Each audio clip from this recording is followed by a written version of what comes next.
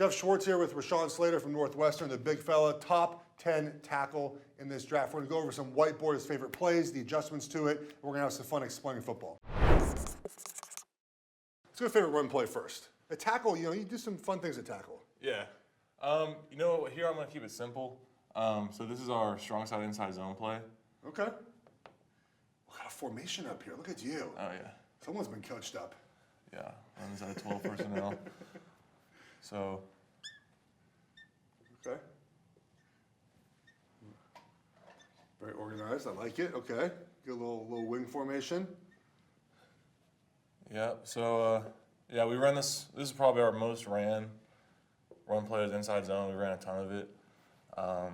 What team doesn't, man? Yeah. Because the inside zone is very popular. Yeah. Yeah, so basically our mindset here is as long as we get movement on these double teams, we're always going to gain yards. Because the running back's aiming point is the backside hit with the center. Yep. And it's almost always hidden backside A or backside B. So we always ID right here, and we got a single right there, triple here. This guy is oak. That's the oak tag. He means he's going back and blocking the end, so it should be an automatic handoff here. And then we got a B. And like I said, it's always hidden backside A or B. So as long as we get vertical movement on that double team, it's easy yards every play. So at tackle, what are you most worried about in this play? Like, what do you say? Like, hey man, this is an issue. Play side tackle, we just can't give up any sort of inside penetration because penetration will kill this.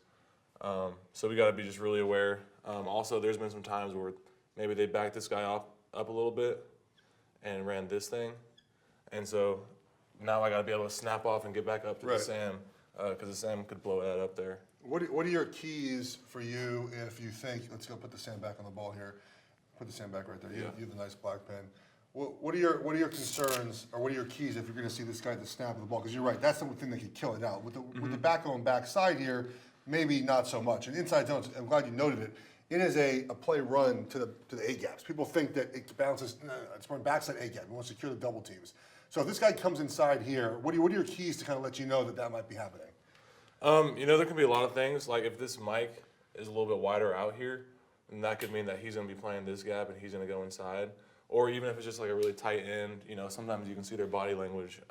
You can just tell they're about to go inside. But whenever that does happen, I just need to be. I'm thinking that I have late help by this guard because he's thinking that he needs to be on this drive first. And so I'm thinking I got to stay on it and not let him get inside unless the guard bumps me off. Then I would just go up to the mic. Yeah. That's it. I mean, inside zone is what you're going to run a ton of. In the NFL, if you're flipping this around, so you're running to the open side. So you're now I want to put this other way. Let's say you're the right. You're running this way now. Yeah. Maybe we should just erase this to make it easier. Because this is we saw a lot of this on your film. It was fun to watch, especially that 18 film when you run to the open side now. So how would you call this on the open side? Same thing now. It's just we have a different name. Lincoln is strong side. Now we're going to run Iowa. So Lincoln strong side. So you listen to the formation. So you'd be like the formation left. You're running left. The L is not for the L is just for is the run or for the side. No, we actually know where the strength is just based on the play. Oh, so really? Okay. Lincoln is always strong side inside zone, and then we'll call it to the left. What if it's run to the right? What are you calling that? Rockford. Oh, okay. So cities. That makes sense. Cities in Illinois. So yeah, this is Iowa, right? So it's actually corn. Hope I'm not giving away all our offensive secrets right here too. I saw the score of your last game against the Buckeyes. I don't know if you need to give away my secrets. Man, take it easy. Yeah. So what do we got? 1, 2, 3. Yeah. Anyway, so this is our same thing here. We like running it to the 2. So that's what we'll do most of the time. Yep.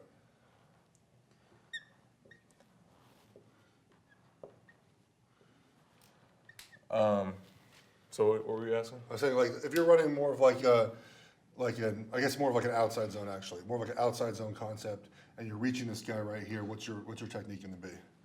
Yeah, so if I'm reaching this guy, we would call it a man reach. So I'm basically trying to put the inside of my helmet on the outside of his helmet, and so that way I'm getting what we call like a helmet stretch on it too. So he's feeling like he needs to play his gap, so he's going to widen himself out even more. And I would also be solo on that. So if he goes inside, I'm going to put my hand down his middle and kind of lag and pin we talk about. And the back will make you right? The back will make me right. So the biggest thing I can do on that is just clearing up the picture for the back. Knowing the timing of the play. If I'm not going to reach him at that point, then I need to show the back. I'm going to get strong with my inside hand and just keep turning him out, and the back knows he can cut up inside of me.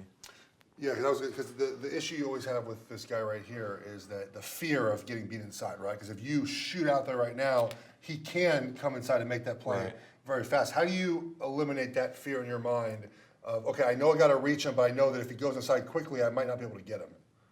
Yeah, I mean, it's definitely, you got to be able to keep your feet underneath you. You can't get too wide with your steps.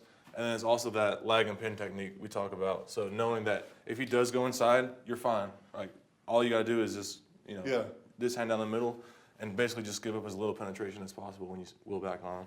If you're the tackle too, and you see this guy will probably be over here because if you're running outside zone this way. Yeah. Let's say, are you changing the call if you see Mike and maybe a Mike Sam pressure coming? Yeah, if we got that, we could just flip it and just run it the opposite way because we don't want to run into that usually. But also, like say it was inside zone, a lot of times we would just make a bang call out to that, and so I'm here now, and we just push it forward, and now the B is going all the way front side. Are you making that call, or is the center making that call? Are you like, hey man? I'm like bang because I'm seeing it. Yeah. I'm the one that's got to see it.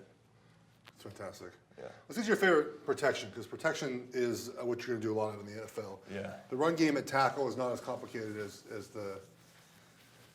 You're going to have a lot of one-on-one blocks, but you're going to see a lot of crazy stuff when you get to the NFL with these protections. These protections? Alrighty.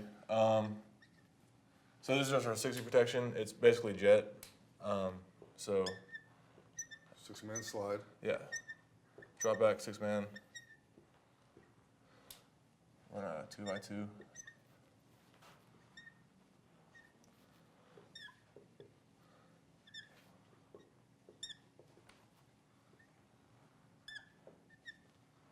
Basically, we're going 6-man slide here. Yeah. So 60 means that we're man on the right, sliding to the left.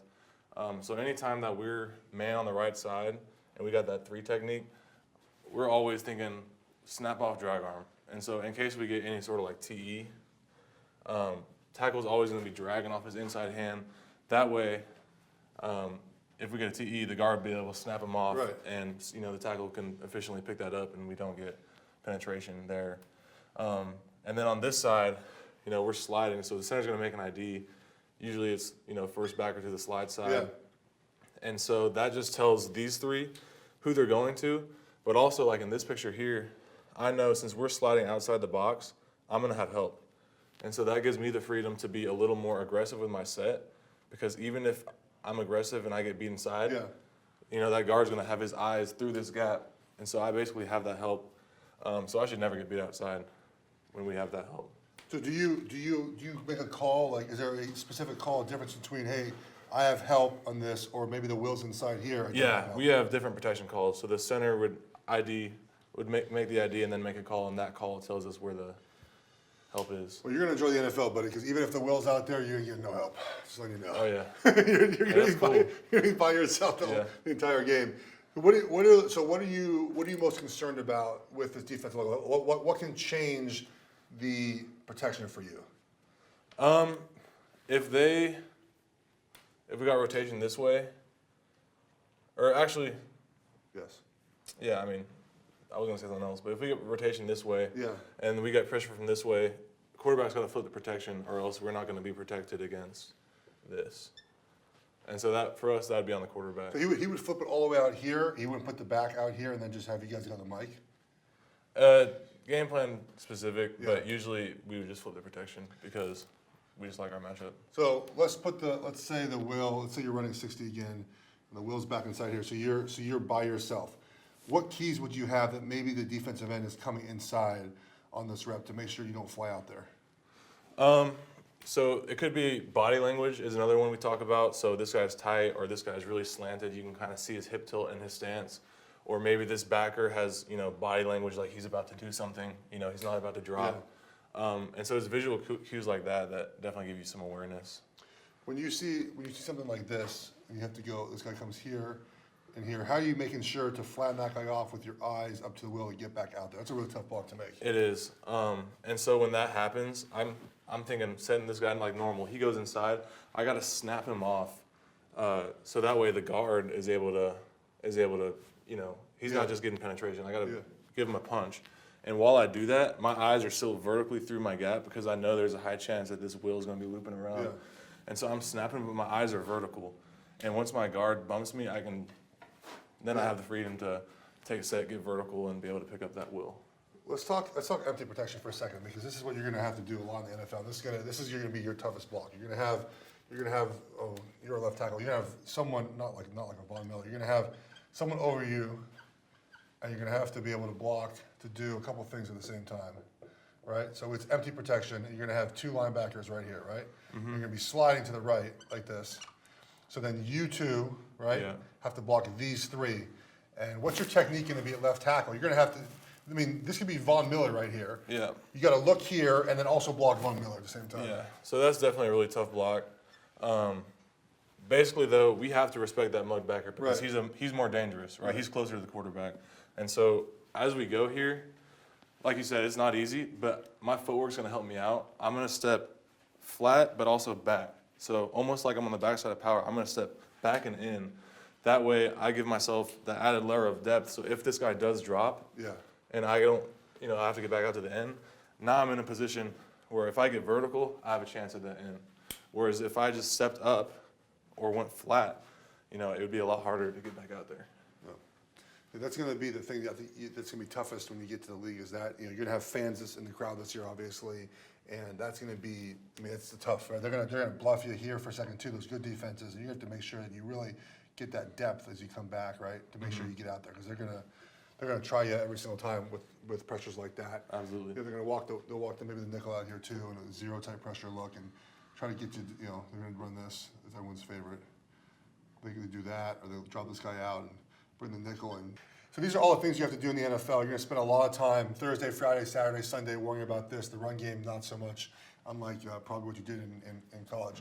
All right, this has been The Board with Rashawn Slater. We've gone over protections, run games, things we'll have to do in the NFL. Thank you, bud. Thank you.